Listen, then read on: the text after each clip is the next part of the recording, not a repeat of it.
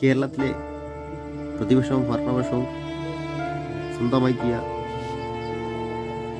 പണത്തിൻ്റെ സോഴ്സ് വന്ന വഴിയാണ് ഈ കാണുന്നത്. ഇത്രയും കമ്പനികൾക്ക് വസ്തുവും അതിന് വേണ്ടുന്ന എല്ലാ സൗകര്യങ്ങളും ഒരുക്കി കൊടുക്കുകയും അങ്ങനെ സ്വന്തമാക്കി കോടികൾ ഇലക്ഷന് വേണ്ടി കോടികൾ സമ്പാദിക്കുകയാണ് ചെയ്തത്.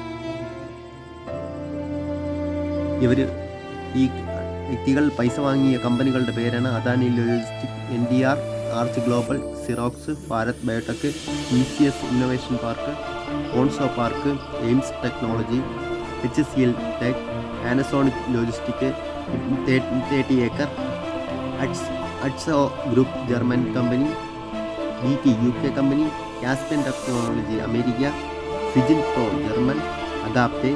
ജോയിൻവെന്റ്, Mediterranean shipping company, grand, TNT, IBM,